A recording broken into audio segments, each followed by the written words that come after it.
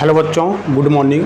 तो आज का जो हमारा लेक्चर होगा, लेक्चर नंबर 8 होगा और हम इसमें पढ़ेंगे वास्तविक संख्याओं पर संक्रियाएं, है ना। तो आपने पढ़ा होगा दो नंबर्स को जोड़ना, उनको मल्टीप्लाई करना, भाग करना, है ना। तो ये सारी चीज़ें हमने पढ़ा है पूरा नंबर सिस्टम में। हम लोग बचपन से यही पढ़ते आ रहे हैं कि दो संख्याओं को जोड़ रहे हैं, घटा रहे हैं, गुणा कर रहे हैं, भाग कर रहे हैं। तो वही चीज़ें हैं यहाँ पर भी हैं, बट थोड़ा सा यहाँ पर ना अपरिमेय संख्या भी आ जाती है। अभी तक हम केवल परिमेय संख्या के ऊपर बात करते थे, जो भी भिन्न निकालते थे एलसीएम हो गया या जोड़ना हो गया, तो सभी हम किस पर बात करते थे? परिमेय संख्या पर बात कर रहे थे। लेकिन अपरिमेय संख्या हमने नहीं पढ़ी थी, तो अब अपरिमेय संख्या भी शामिल हो गई है। तो जो भी ऑपरेशन हम करेंगे, है ना, संक्रिया को अंग्रेजी में क्या बोलते हैं? ऑपरेशंस बोलते हैं, ऑपरेशन बोलते हैं, ना। दो नंबर्स के बीच में ऑपरेट होना, है ना। और प्लस हो गया, माइनस हो गया, इनटू हो गया, इनको बोलते हैं ऑपरेटर बोलते हैं, ना। क्या बोलते हैं? ऑपरेटर बोलते हैं इनको। यही चीज़ें हम इसमें सीखने की कोशिश करेंगे। और अगर वीडियो ज़्यादा लंबी नहीं हुई तो एक चीज़ और सीखेंगे कि अपरिमेय संख्या को नंबर लाइन पर कैसे ड्रॉ करें। अपरिमेय संख्या, वास्तविक संख्या के रूट को, हालांकि वो हमने सीख लिया था पहले कि अपरिमेय संख्या को नंबर लाइन पर कैसे बनाते हैं। अब वास्तविक संख्या हो गया, उसका कोई रूट हो गया, अब उसको कैसे हम नंबर लाइन पर ड्रॉ करेंगे, उसका ज्योमेट्रिकली मीनिंग कैसे बनाएंगे, वो चीज़ भी हम देखेंगे। तो चलो शुरू करते हैं फिर।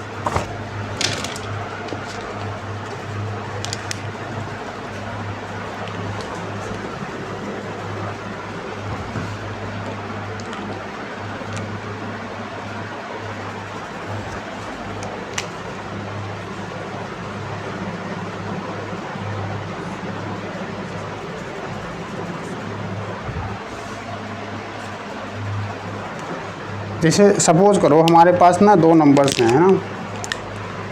मान चलो कि 1/2 है, 2/3 है, 3/2 है। तो इसका जो आंसर है कितना आएगा? 2 आ जाएगा, है ना। और मान चलो 3/5 है प्लस 7/5 है, इसका आंसर कितना आएगा? 10/5। इसका भी आंसर 2 ही आएगा। एक काम करते हैं, यहाँ पर कुछ और ले लेते हैं, 8। तो ये हो जाएगा 11/5, है ना। ये अलग अलग भी हो सकते हैं। सपोज़ करो 1/2 है प्लस 3/5 है, तो ये हो जाएगा 10। और 5 + 6 11/10 आ गया, है ना। तो ऐसे करके हमारे पास क्या है? नंबर्स हैं। अब देखो हम कोई भी दो नंबर्स को जोड़ रहे हैं ना, देखो इसको भी जोड़ रहे हैं, इसको भी जोड़ रहे हैं, इसको भी, दोनों को आपस में जोड़ रहे हैं, तो हमको क्या मिल रहा है? हमको हमेशा एक संख्या मिलती है। और ये संख्या कैसी होती है? ये संख्या परिमेय संख्या होती है। तो कोई भी दो नेचुरल नंबर को जोड़ो, है ना, कोई भी दो प्राकृतिक संख्या को जोड़ो, तो हमेशा हमको प्राकृतिक संख्या मिलती है। मैं जोड़ने की बात कर रहा हूँ, है ना। कोई भी दो प्राकृतिक संख्या को जोड़ो तो क्या होता है? हमको हमेशा प्राकृतिक संख्या मिलती है। और किसी भी दो परिमेय संख्या को जोड़ो तो हमको क्या मिलती है? हमेशा परिमेय संख्या मिलती है। तो इस गुण को क्या बोलते हैं? नंबर्स को आपस में जोड़ना और फिर वही संख्या मिल जाना, इस गुण को बोलते हैं क्लोजर, है ना। क्लोजर यानी समवृत्त बोलते हैं। क्या बोलते हैं? समवृत्त, है ना। अंग्रेजी में बोलते हैं क्लोजर, है ना। ये गुण क्या कहलाता है? इसका समवृत्तता का गुण कहलाता है, ठीक है। और किसी भी संख्या को आपस में इंटरचेंज करो, चाहे 1 + 2 करो या 2 + 1 करो, है ना। 5/2 करो या 5/2 + 1/2 या 1/2 + 5/2 करो। किन्हीं भी, अभी हम केवल परिमेय संख्या में बात कर रहे हैं, ठीक है। जितना भी संख्या ले रहे हैं सब परिमेय संख्या ले रहे हैं, यानी कि नेचुरल नंबर हो गया, इंटीजर हो गया, और जो फ्रैक्शनल पार्ट है, मतलब बटे के रूप में, वो सारी संख्या हैं। तो ये सारी चीज़ें होती हैं। तो जो योग होता है, अपना योग, है ना, धनात्मक जो साइन होता है, वो क्या होता है? वो समवृत्त होता है ना। किसके लिए? मतलब प्लस के लिए। जो परिमेय संख्या होती है वो प्लस के रिस्पेक्ट में क्या होती है? समवृत्त होती हैं। इसको क्या बोलते हैं? इस गुण को क्या बोलते हैं? आपस में जब इधर से उधर कर देते हैं तो इसको बोलते हैं क्रम विनिमयता नियम। क्या बोलते हैं? क्रम विनिमय। क्रम विनिमय। ओके, अब इसका नाम ऐसे कैसे पड़ा, यहाँ से भी थोड़ा बहुत अंदाज़ा लगता है। विनिमय का मतलब होता है चेंज करना, क्रम का मतलब इनका क्रम के आपस को चेंज कर देने पर भी क्या होता है, इनका मान नहीं बदलता है ना। शायद वही चीज़ का नाम आया है ना। विनिमय का मतलब आपस में वस्तुओं को चेंज करना ना, उसके बदले कुछ दूसरी चीज़ें लेना है ना।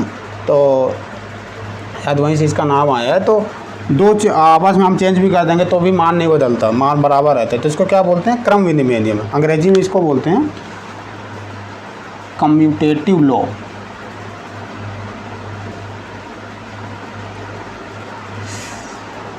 कम्यूटेटिव। ओके, एक और क्या होता है,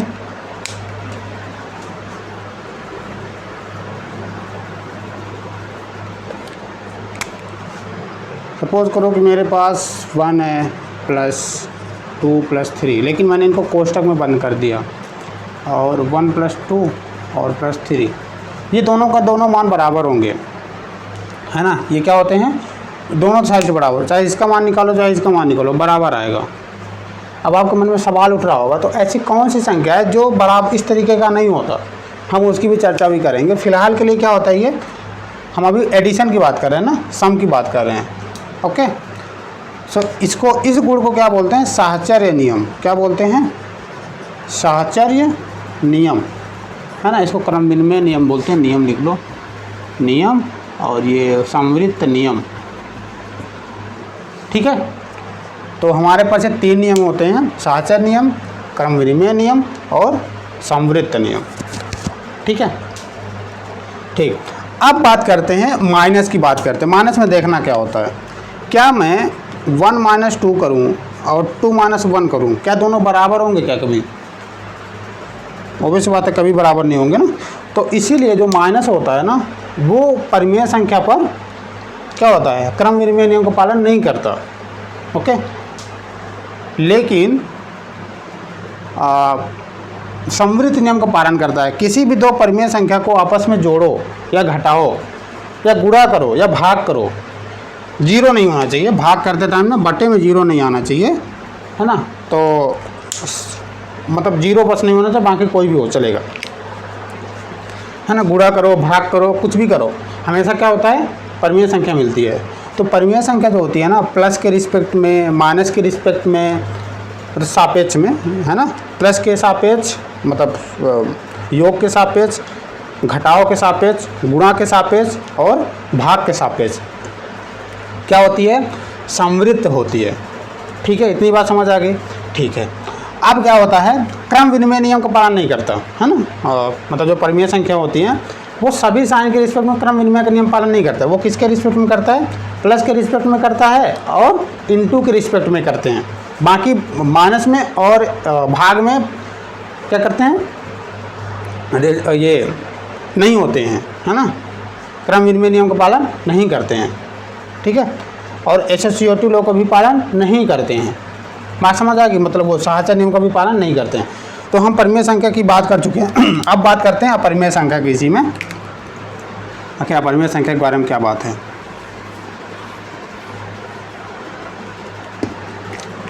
आप किसी भी दो अपरिमेय संख्या को जोड़ो है ना, या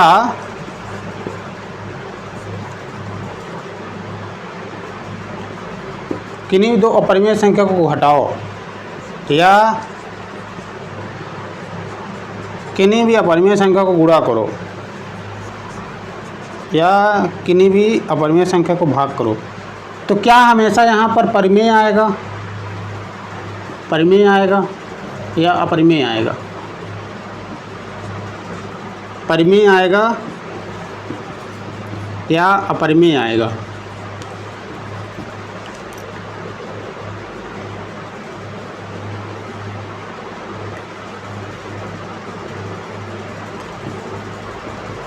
परिमेय या अपरिमेय?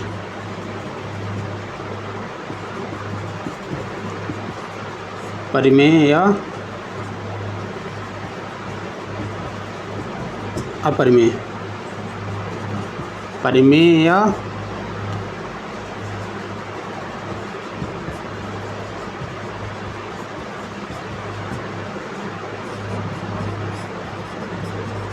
परिमेय या अपरिमेय। ठीक है, तो ये बताना इसमें से कौन सा सही होगा। अगर मैं दो परिमेय संख्या को जोड़ता हूँ तो क्या परिमेय संख्या यहाँ से आएगा? बात है कि अपरिमेय आएगा।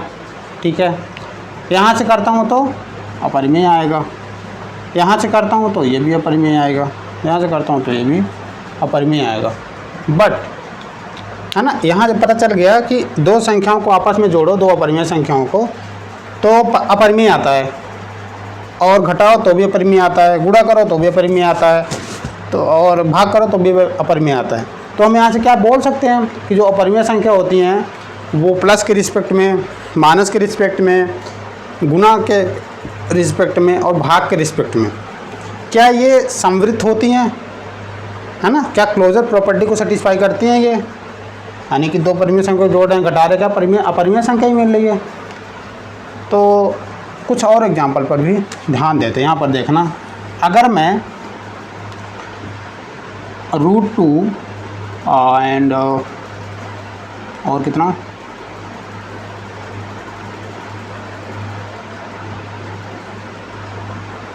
देखो 1 + √2, ये भी तो अपरिमेय संख्या है ना।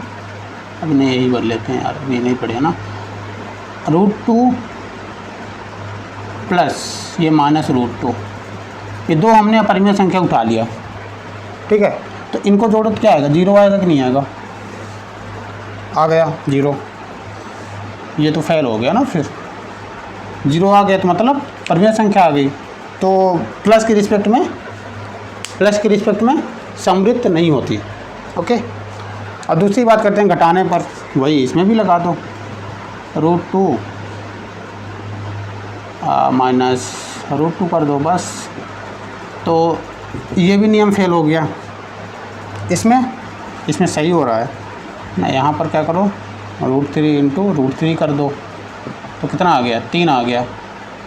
ये भी नियम फेल हो गया। ठीक है,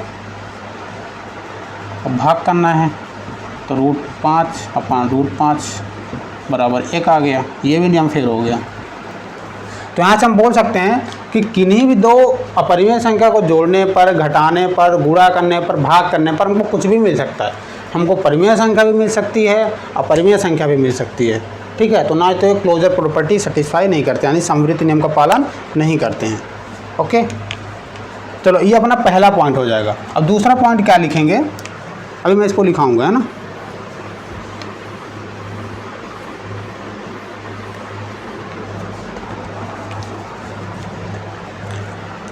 एक परिमेय संख्या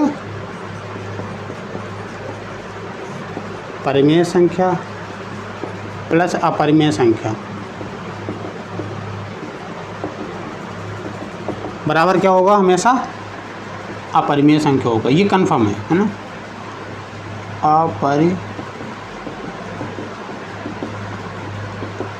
ओके, आप एक परिमेय संख्या लो और एक अपरिमेय संख्या लो, उनको जोड़ोगे तो क्या आएगा? एक अपरिमेय संख्या आएगा, और उनको घटाओगे भी तो क्या आएगा? अपरिमेय संख्या भी आएगा। परिमेय संख्या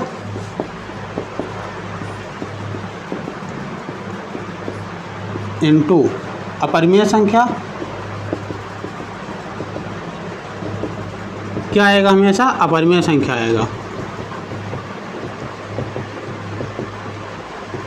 ओके, परिमेय संख्या डिवाइड करोगे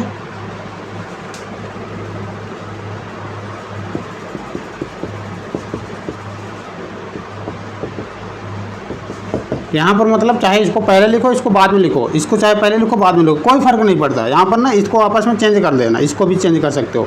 ज़रूरी नहीं कि केवल क्या बोलते हैं अंश में परिमेय हो, हर में अपरिमेय हो, ऊपर नीचे कुछ भी चलेगा, है ना। ये क्या आएगा? हमेशा अपरिमेय संख्या आएगा, अपरिमेय संख्या। ठीक है, बात समझ आ गई? ठीक।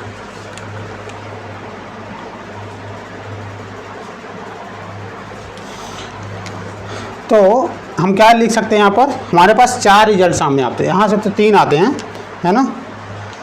पहला तो ये, किसी भी परिमेय संख्या को जोड़ने पर या घटाने पर हमेशा हमको अपरिमेय संख्या मिलेगा।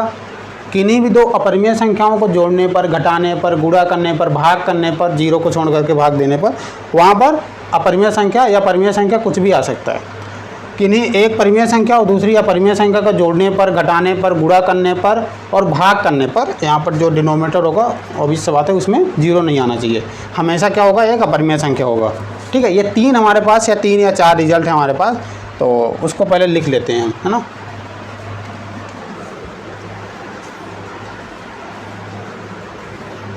देखो पहला है, देखो यहाँ पर महत्वपूर्ण बिंदु लिखो। पहला जो है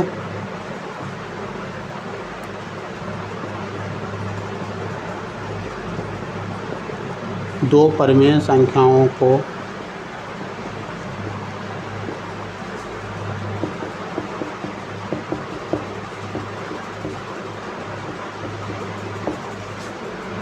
संख्याओं को जोड़ने पर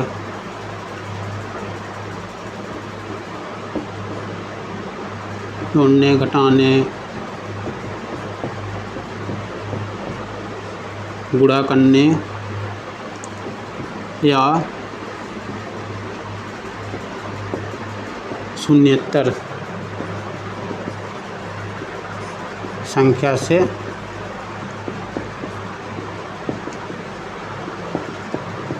भाग देने पर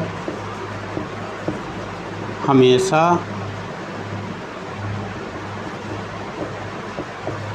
परिमेय संख्या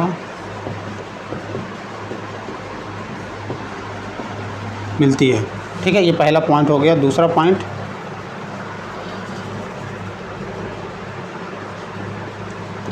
एक परिमेय संख्या व एक अपरिमेय संख्या को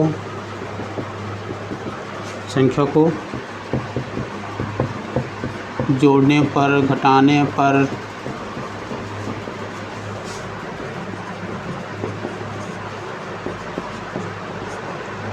गुणा करने पर या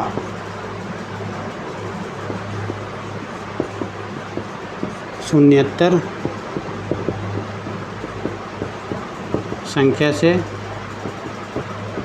भाग करने पर हमेशा अपरिमेय संख्या प्राप्त होती है। हमेशा क्या होती है, अपरिमेय संख्या प्राप्त होती है। तीसरा क्या है, इसी का जस्ट उल्टा कर दो, है ना, क्या हो गया, अपरिमेय संख्या, ठीक है, दो हो गए ना, इसी में हमने सब लिखा दिया। ठीक है, अब लिखो दो अपरिमेय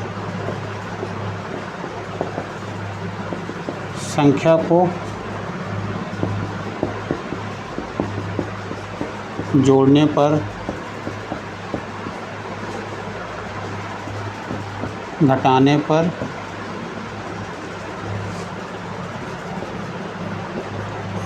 गुणा करने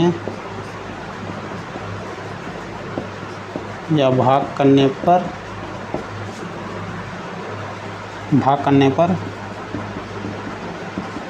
परिमेय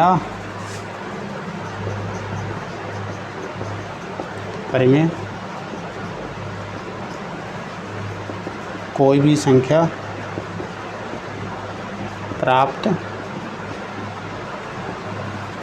हो सकती है। ठीक है, ये तीन पॉइंट हमारे पास हैं जिनको हमको याद रखना है और इम्पॉर्टेंट है ना, इन्हीं के बेस पर सारे रिजल्ट, बस यही तीन है, इसके अलावा तो नहीं है। ओके, तो इसको नोट डाउन करो, फिर आगे बढ़ते हैं।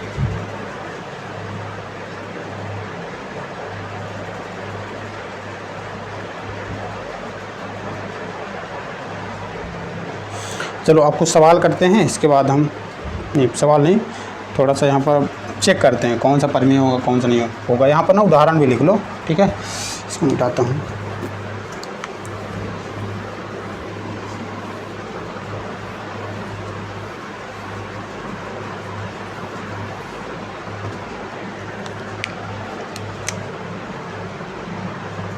उदाहरण 7√5, सॉरी पहला क्या था, परिमेय था ना, 2 + 5/2 बराबर कितना आएगा, 2 दूनी 4, 9/2। ठीक है,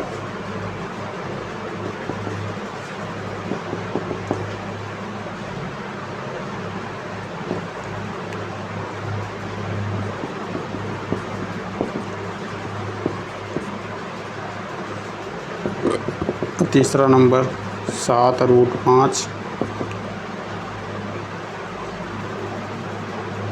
बस यही तो होगा, 7√5 हो गया है ना, 3 + √5 हो गया, 7 + √11 हो गया, ये सभी परिमेय संख्या है ना। Fourth number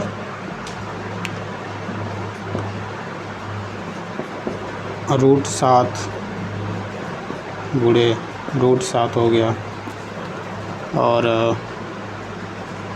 7 + √2 into 7 - √2। ठीक है, ये क्या हो जाएगा, परिमेय संख्या हो जाएगा। ठीक है, तो ये सारे एग्जाम्पल इसमें हैं, है ना।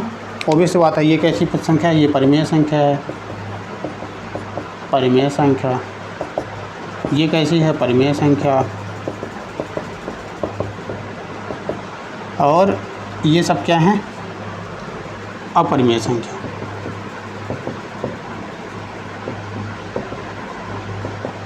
ओके, चलो इसको नोट डाउन करो, आगे बढ़ते हैं। ठीक,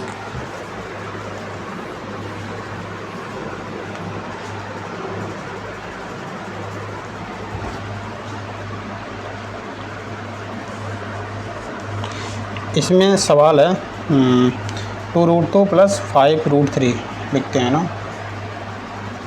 सवाल करते हैं, इसके बाद आगे बढ़ते हैं। 2√2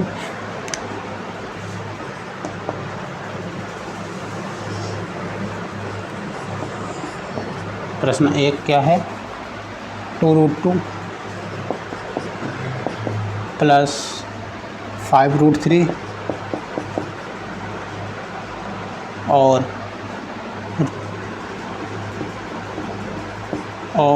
कितना है, √2 - 3√3 को जोड़िए। ओके, इनको क्या करना है, जोड़ना है। अब कैसे करेंगे देखते हैं, यहाँ पर लिखेंगे हल, इनको जोड़ दो, 2√2 + 5√3, ठीक, प्लस √2 - 3√3। अब कोष्ठक ओपन कर दो, कितना आएगा, देखना यहाँ पर क्या क्या जुड़ेगा, क्या नहीं जुड़ेगा, है ना। जो भी रूट के अंदर बराबर होंगे ना, वही आपस में जुड़ेंगे। जो रूट है ना, उनको आप ना हमेशा वेरिएबल देखा करो, है ना। अगर आपने एक्स और वाई जो इक्वेशंस होती हैं, इनको आपने पढ़ा होगा, तो इनको क्या देखा करो, हमेशा वेरिएबल्स की तरह देखा करो अपरिमेय संख्या को। ठीक है, तो उससे ये इजी पड़ेगा। तो ये तब जुड़ेंगे, दो संख्याएं आपस में तब जुड़ेंगी जब इनके रूट में बराबर होंगे। जैसे ये है, तो मैं इनको पहले अलग कर देता, जो बराबर पहले उनको अलग लिख लो, है ना। तो ये हो जाएगा 2√2, और ये प्लस है तो प्लस √2। ओके, अब इसको अलग कर लो, तो 5√3 और -3√3।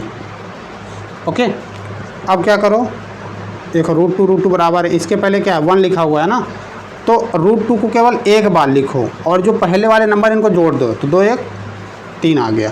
बात समझ आ गई, यानी जो नंबर्स हैं उनको जोड़ दो, बाकी √2 जो रहेगा वो एक ही टाइम रहेगा, तो उसको लिख दिया हमने। ठीक इसी प्रकार से यहाँ पर घटाने में क्या होगा कि 5 और 3 को घटा दो, तो कितना आएगा, 5 में 3 चले गए 2 आएगा, और √3 को लिख दो ऐसे।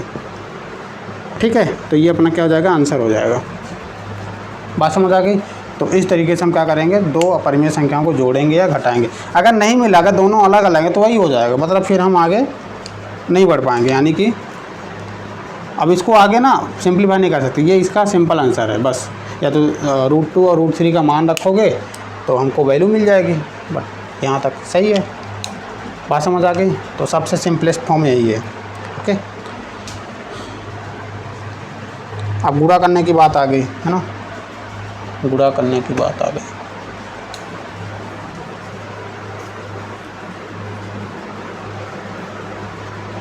देखो गुणा कैसे करेंगे, सवाल है 6√5 प्रश्न 2 6√5 और 2√5 का गुणा कीजिए। ठीक है, अब देखो इस एक गुणा में ना कोई कंडीशन नहीं है, किसी से भी गुणा कर सकते हो। ठीक है, तो यहाँ पर क्या लिखेंगे, हल लिखेंगे। क्या लिखेंगे इसका हल, तो लिख दो 6√5 इंटू 2√5। ठीक है, तो जो रूट वाला रूट से गुणा करो और नंबर्स वाले को नंबर से गुणा करो, तो 6 2 जा कितना 12 हो जाएगा, और √5 इंटू √5 कितना होगा 5 होगा। ये अगर नहीं पता तो √5 का स्क्वायर होता है ना जैसे 5 का स्क्वायर 25 होता है, तो √5 का स्क्वायर कितना होगा 5 होगा, तो यहाँ पर कितना हो जाएगा 5 हो जाएगा, है ना। इसका रीज़न है क्यों होता है, आगे फार्मूला पढ़ोगे इसका, है ना। 12 पंचे 60 हो गया। ठीक है, तो ये इसका क्या हो जाएगा, आंसर हो जाएगा। ओके,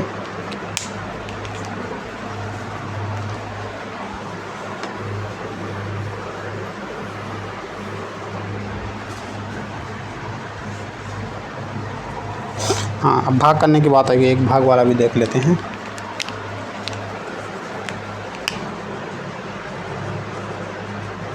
प्रश्न 3 क्या कहता है, 8√5 को 8√15 को 8√15 को 2√3 से भाग कीजिए। ठीक है, इसका क्या मतलब हुआ देखते हैं, देखना यहाँ पर लिखेंगे हल, जो बोला वैसा कर दो, है ना। 8√15 भागे 2√3, तो इसको हम क्या लिख सकते हैं, इसको हम लिख सकते हैं 8√15 और डिवाइड में कितना 2√3। ठीक है, 2√3। अब ये 2 से 2, ये जो नंबर कटते हैं ना वो कट जाएंगे, है ना। तो कितना बच गया ऊपर 4, √15 को क्या लिख सकता हूँ 3 × 5 लिख सकता हूँ, है ना, और बटे में √3 आ जाएगा। अब 4 इन दोनों को मैं अलग कर सकता हूँ, यानी कि √3 अलग हो जाएगा और √5 अलग हो जाएगा। क्यों, क्योंकि जब आपस में गुणा करोगे तो यही मिलेगा, आपस में जब गुणा करोगे 3 × 15 यानी कि अंदर गुणा चला जाएगा और ये रूट बाहर लगा रहेगा। बात समझ आ गई, ठीक है।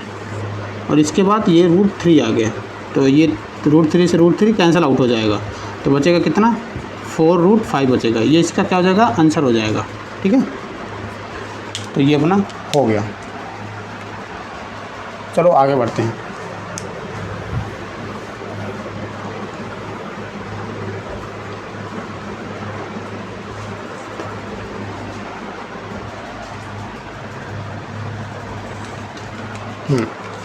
चलो अब एक चीज़ पढ़ते हैं। अभी तक जो हम पढ़े थे, है ना, जैसे हम पढ़े थे कि √2 को या √5 को या √7 को, है ना, इनको हम नंबर लाइन पर कैसे प्रदर्शित करते हैं, है ना। एक समकोण त्रिभुज बनाए थे, उसी के थ्रू क्या किया था, एक सर्पिलाकार वो बना था ना, उसी के थ्रू के क्या किए थे, यहाँ संख्या रेखा पर इनको प्रदर्शित किए थे, है ना। तो अब ये देखेंगे, ये तब की बात है जब हमारे पास इसके अंदर क्या था, धनात्मक पूर्णांक था। क्या था इसके अंदर, यानी कि ये कौन से फॉर्मेट का था, √a फॉर्मेट का, है ना। जहाँ पर a क्या था, धनात्मक पूर्णांक था। क्या था, धनात्मक पूर्णांक। अब क्या देखेंगे, अब हम देखेंगे √n टाइप का या √a टाइप का बोल सकते हो, जहाँ पर n क्या हो, n कोई भी वास्तविक संख्या हो। क्या हो, कोई भी वास्तविक संख्या हो। बात समझ आ गई, यहाँ पर n क्या होगा, कोई भी वास्तविक संख्या होगी, तो हम उसको प्रदर्शित करेंगे यहाँ पर। बात समझ आ गई, ठीक है।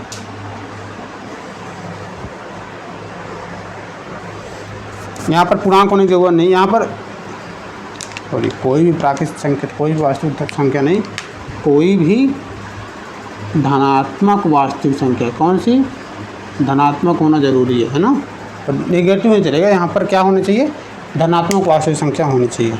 ओके, तो चलो अब इसको आगे बढ़ाते हैं। यहाँ पर हो गया ये, चलो ठीक। इसके लिए ना एक एग्जाम्पल लेके चलेंगे, इसके बाद इसका जनरल फॉर्म भी देखेंगे। सबसे पहले क्या करेंगे, सपोज़ करो मैं ना रूट जो किताब में लिखा एग्जाम्पल उसी को ले लेते हैं। रूट 3.5 है, रूट 3.5 को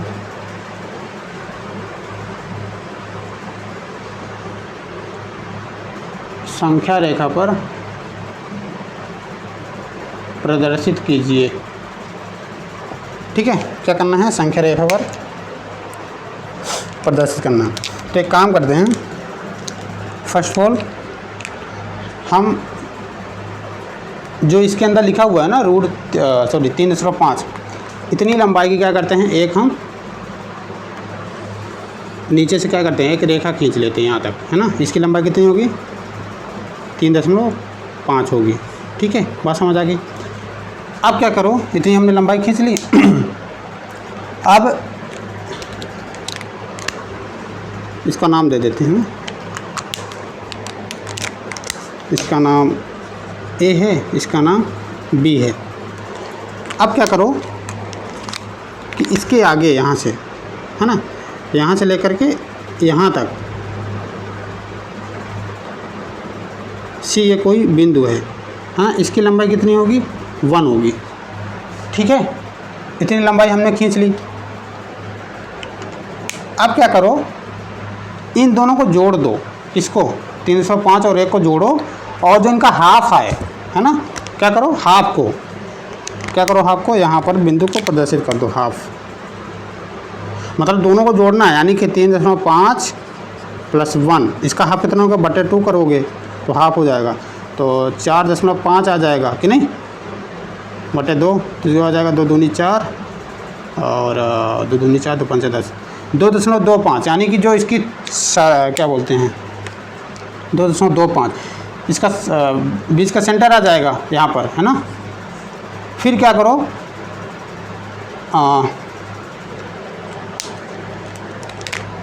2.25 आया ना, यहाँ से लेकर के यहाँ तक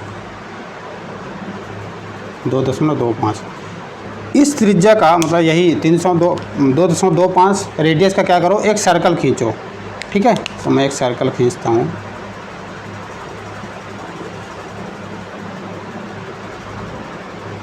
ओके, हाफ सर्कल ही खींच दो, पूरा नहीं खींचो। ठीक है, हमने खींच दिया। अब क्या करो, बी से परपेंडिकुलर खींचो, है ना, परपेंडिकुलर एक लंब खींचना है। तो ये हमने क्या किया, लंब खींच, इसका नाम क्या रख दो, डी रख दो। ठीक है, तो जो ये लंबाई आएगी ना, ये वाली बी डी की जो लंबाई आएगी कितनी आएगी,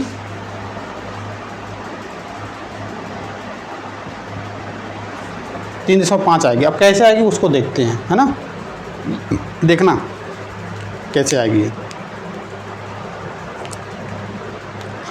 अगर मैं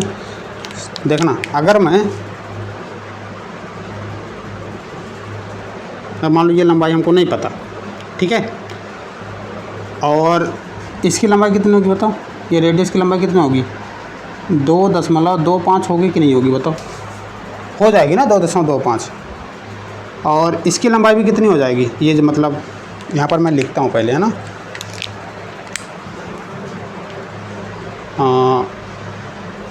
देखो ए बी बराबर कितना है 3.5 और बी सी बराबर कितना है 1, ओके, और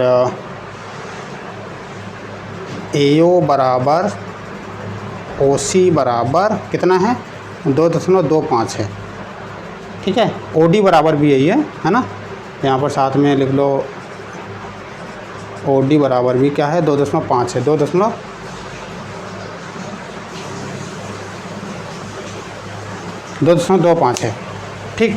अब मुझे किसकी लंबाई चाहिए, मुझे लंबाई चाहिए ओ बी की, तो देखना आप ओ बी कैसे निकालूंगा, ओ बी बराबर क्या होगा देखना, अगर मैं टोटल लंबाई में से इतना घटा दूं तो कितना होगा बताओ। ओ बी बराबर क्या हो जाएगा, ए बी माइनस ए ओ, यही तो होगा ना। मैं पूरे में इतना घटा दूंगा तो यही तो बचेगा।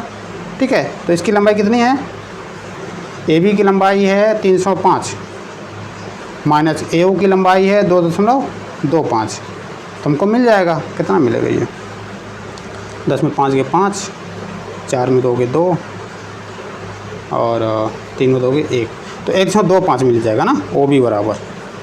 ठीक है, कितना आ जाएगा ये, 1.25 आ जाएगा। अब देखो ये हमारे क्या बन रहा है, और त्रिभुज डी बी ओ आप लिखते हैं, त्रिभुज डी बी ओ में, है ना, समकोण त्रिभुज में, ये समकोण त्रिभुज है कि नहीं है, क्योंकि हमने परपेंडिकुलर खींचा था ना, समकोण त्रिभुज। ओके, अब देखो समकोण त्रिभुज में क्या होगा, पाइथागोरस प्रमेय से, पाइथागोरस प्रमेय से। ठीक है, क्या हो जाएगा, ओ डी का स्क्वायर बराबर ओ बी का स्क्वायर प्लस बी डी का स्क्वायर, होगा कि नहीं होगा, बिल्कुल होगा। अब बताओ ओ डी का स्क्वायर कितना है, 2.25 का होल स्क्वायर बराबर ओ बी का स्क्वायर कितना है, 1.25 का होल स्क्वायर, बात सही है, बराबर बी डी का स्क्वायर।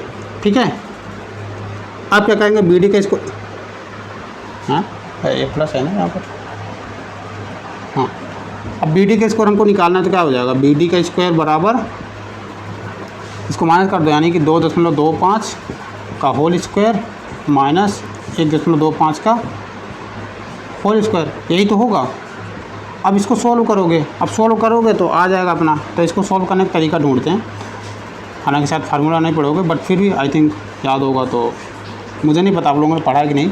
ए स्क्वायर माइनस बी स्क्वायर क्या होता है, ए स्क्वायर माइनस बी स्क्वायर होता है 2.25 का माइनस 1.25 इंटू 2.25 प्लस 1.25। ओके, ये होता है, इसको मैं यहाँ से लिखता हूँ,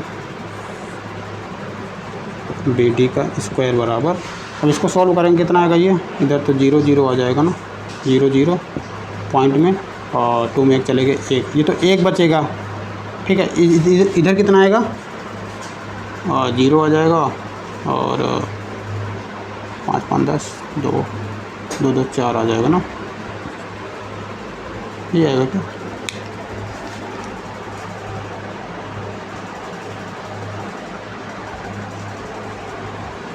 ठीक है, 5 5 2 2 4 5 आएगा ना यहाँ पर, 2 2 4 1 5 आएगा ना यहाँ पर, फिर इसके बाद आ जाएगा 2 1 3 आ जाएगा, समझ आएगी बात। ठीक है, तो ये कितना आ जाएगा अपना, बी डी का स्क्वायर बराबर, इससे गुणा करोगे 305 ही आ जाएगा, है ना, तो ये बी डी बराबर कितना आ जाएगा, √3.5 आ जाएगा। ठीक है, बात समझ आ गई। तो इस तरीके से हम क्या करेंगे, इसको सॉल्व करेंगे। यहाँ पर प्लस माइनस कितना आएगा, प्लस माइनस √3.5 आएगा, बट यहाँ पर हम क्या ले रहे हैं, पॉजिटिव ले रहे हैं। ओके, इसकी 2 वैल्यू आएंगी ना, एक माइनस में भी आएगा, बट यहाँ पर हम धनात्मक ले रहे हैं, सो इस वजह से धनात्मक होगा। ठीक है, तो इस तरीके से क्या कर सकते हैं, हम संख्या को लिख सकते हैं। अब इसका जनरल फॉर्म कैसे होगा, अगर मैं यहाँ पर, है ना, जनरल फॉर्म कैसे, अगर मैं इन सबको मिटा दूँ, है ना, यहाँ पर भी इसको भी मिटा दूँ, तो अगर ये x है, ओके, तो ये कितना हो जाएगा, ये √x हो जाएगा, है ना, ये √x हो जाएगा, ये कितना होगा और ये कितना होगा बताओ, अब ये 1 ही रहेगा, तो x + 1, अब इसका हाफ करोगे, हाफ करो कितना आएगा, x + 1 डिवाइड बाई 2 आ जाएगा। ठीक है, इसके बाद कितना आ जाएगा, अब x + 1 यानी x माइनस x + 1/2 में क्या करोगे, घटा दोगे, तो जो भी आएगा यहाँ पर आ जाएगा। ठीक है, इसके बाद इसको सॉल्व करेंगे वही पाइथागोरस प्रमेय से, तो आ जाएगा अपना, है ना, तो इसलिए हमेशा ऐसे ही होगा। बात समझ आ गई कैसे होगा, प्रदर्शित कैसे करेंगे। यही ट्रायंगल बनाएंगे, अगर हमको किसी संख्या को प्रदर्शित करना है तो ऐसे लिखेंगे। और क्या करेंगे, देखना जो मेन बात थी, अब संख्या रेखा को प्रदर्शित कैसे करेंगे, तो हमने ला दिया। अब अगर मैं इसको 0 बोल दूँ, यहाँ पर 0 है ना, संख्या रेखा मान लो, इसको संख्या रेखा मान लो ऐसे, इसको मैंने 0 बोल दिया, इसको मैंने आगे बढ़ा दिया, ठीक है, इसको 0 बोल दिया, ये हो गया। तो अगर ये x है तो ये कौन सा पॉइंट हो जाएगा, ये x+1 हो जाएगा कि नहीं, ठीक है। अब जो आया है उस त्रिज्या का एक ले लो, है ना, प्रकार से, और इसका एक सर्कल ड्रॉ कर दो ऐसे, तो यहाँ पर क्या आ जाएगा, √x यानी कि √3.5 प्रदर्शित हो जाएगा ऐसे, ठीक है। बात समझ आ गई। तो इस तरीके से क्या होता है, हम संख्या रेखा पर किसी भी वास्तविक संख्या यानी धनात्मक वास्तविक संख्या का रूट को हम दर्शा सकते हैं। अब ये ज़रूरी क्यों है, हम तो मेजर करके भी कर सकते हैं ना, ऐसा नहीं, हम अपरिमेय संख्या को मेजर नहीं कर सकते ना, यानी कि जो अपरिमेय संख्या होती है उनको एग्जैक्ट लेंथ तो हमको पता नहीं चल सकती, तो उनको हम संख्या रेखा पर कैसे दर्शाएंगे, तो उसके लिए मेथड ये यूज़ किए जाते हैं, है ना, जहाँ पर हम जिस संख्या को मेजर कर पाते हैं, जिनके है ना, जिस संख्या को हम मेजर कर पाते हैं उनके थ्रू उनका यूज़ करके हम जिन संख्या को मेजर नहीं कर पाते हैं उनको क्या कर सकते हैं, हम प्रदर्शित कर सकते हैं। अगर हम इसके अंदर, है ना, इसके अंदर रूट के अंदर पाई ले लें तो क्या पाई को भी दर्शाया जा सकता है, या रूट के अंदर को √2 ले लें, क्योंकि √2 एक अपरिमेय संख्या है, और हमने क्या बोला है, रूट के अंदर आप कोई भी वास्तविक संख्या ले सकते हो, मतलब धनात्मक, तो क्या इसको भी दर्शा सकते हैं, आंसर है बिल्कुल हाँ, है ना, इसको भी इसमें दर्शा सकते हैं। कैसे दर्शाएंगे, सबसे पहले क्या करेंगे, वो जो अपना पुराना मेथड था उसके थ्रू उसका यूज़ करके हम √2 को क्या करेंगे, संख्या रेखा पर दर्शाएंगे, और फिर जाके इसका यूज़ करके हम इसके रूट को दर्शाएंगे। बात समझ आ गई, है ना, क्योंकि हमको एक संख्या मिल जाएगी जो कि संख्या रेखा पर ऐसे आ जाएगी, ठीक है, ये संख्या रेखा पर आ गई। अब एक इकाई आगे बढ़ाकर और एक सर्कल ड्रॉ कर लेंगे इसके हाफ पर, है ना, ठीक है, हाफ पर इसके सर्कल ड्रॉ कर लेंगे, और ड्रॉ करने के बाद फिर जाके यही नियम लगा देंगे हम। बात समझ आ गई, ठीक है। तो ऐसे करेंगे। यहाँ पर एक प्रॉब्लम आ सकती है कि ये जब अपरिमेय संख्या है और ये परिमेय संख्या, इनको जोड़ेंगे तो अपरिमेय आएगा, और उनका डिवाइड करेंगे तो भी अपरिमेय आएगा, तो हम मेजर कैसे कर पाएंगे कि हाफ है ना, यहाँ पर एक प्रॉब्लम आएगी, देखते हैं, है ना, इस पर हम बात करेंगे। आज के लिए टाइम मुझे लगता हो गया है, ठीक है। तो मैंने इसको क्या किया, प्रूव कर दिया ये वाला, है ना, ये। अब क्या करोगे, कुछ फार्मूले लिख दो, इसके बाद ये बंद करते हैं, ठीक है।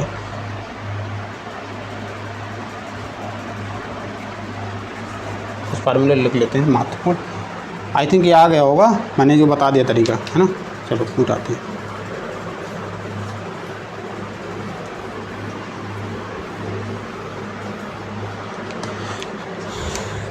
देखो,